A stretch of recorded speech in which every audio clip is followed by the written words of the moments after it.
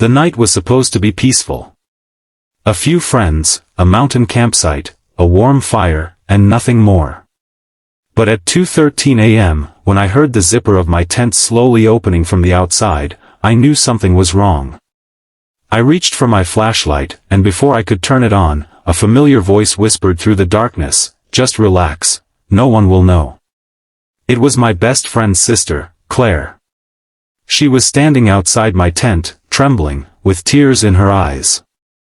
And what she told me next changed the way I understood friendship, family, and second chances forever. Before we continue, if you believe that people sometimes make desperate choices because they have nowhere else to turn, please like this video, share it with someone who needs hope, leave a comment, and subscribe to Kindness Corner. Your support helps us tell more stories about kindness, second chances, and the moments that quietly change lives. My name is Daniel, and I had known Claire for almost 10 years.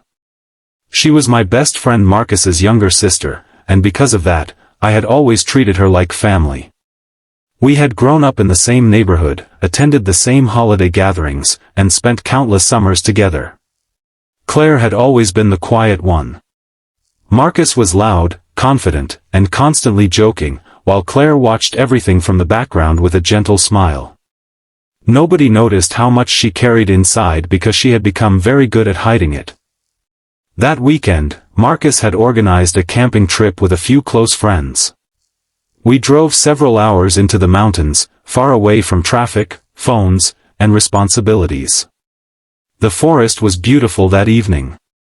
Tall pine trees surrounded the campsite, and the setting sun painted the mountains gold.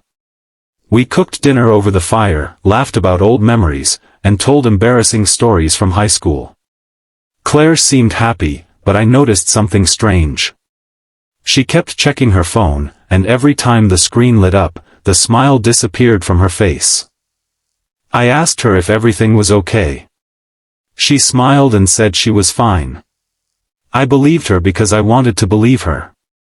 Sometimes people become so accustomed to hearing, "I'm fine," that they stop asking what it really means. Later that night, everyone went into their tents.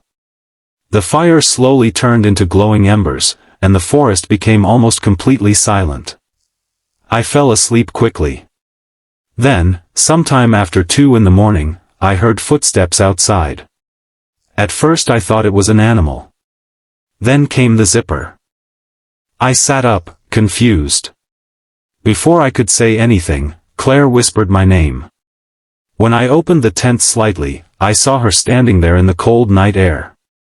She was wearing a thin jacket, her hair was messy, and her face was wet with tears.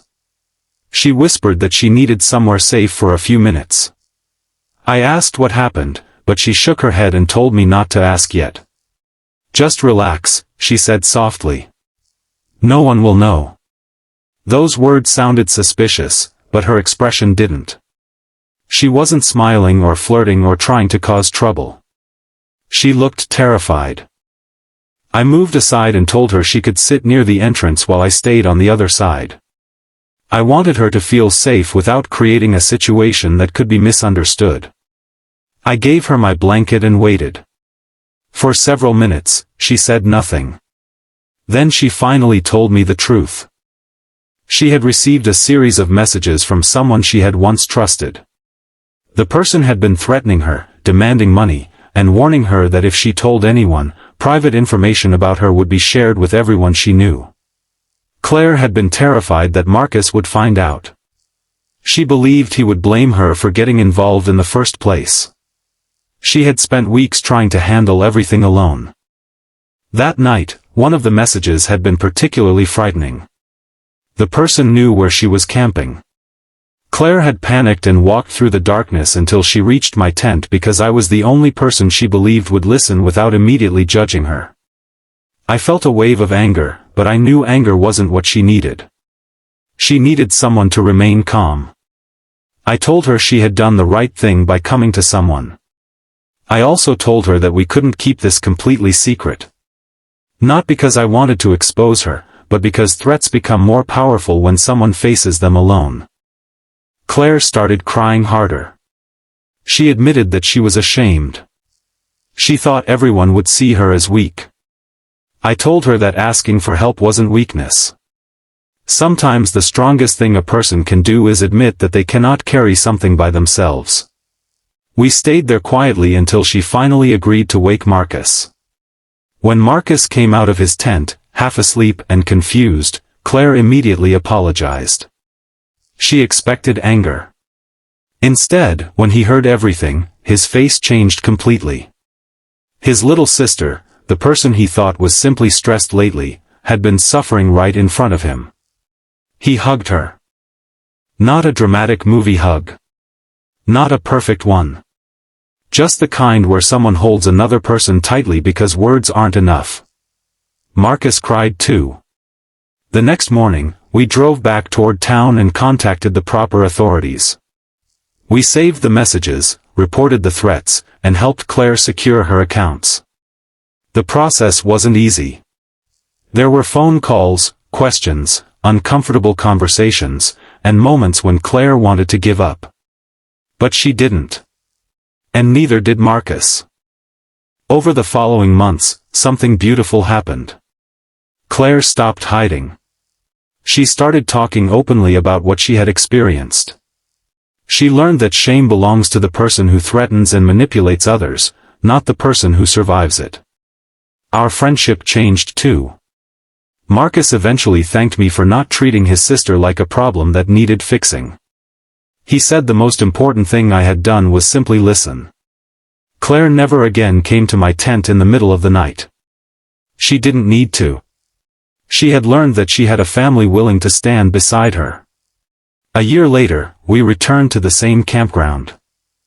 We sat around another fire beneath the same stars. Claire laughed louder than I had ever heard her laugh. Marcus was telling ridiculous stories, and everyone was teasing him. At one point Claire looked at me and smiled. She reminded me of that night. I told her I still remembered every detail. She said that night had taught her something she would never forget. Sometimes the person who saves you isn't the person with all the answers. Sometimes it's simply the person who stays calm when you're falling apart and reminds you that you don't have to face the darkness alone. That sentence stayed with me. Because life is full of people silently fighting battles we know nothing about. Sometimes they don't need advice. They don't need judgment. They just need one person to notice that their smile isn't real and ask again, "Are you really okay?" If this story touched your heart, please like the video, share it with someone who may need to hear it, and subscribe to Kindness Corner.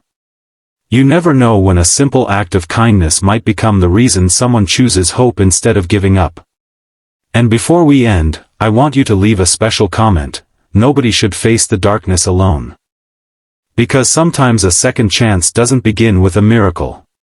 Sometimes it begins with a quiet voice outside a tent in the middle of the night, and someone inside choosing to listen. And that night, I learned that the most important secrets aren't the ones we keep hidden. They're the truths we finally find the courage to share.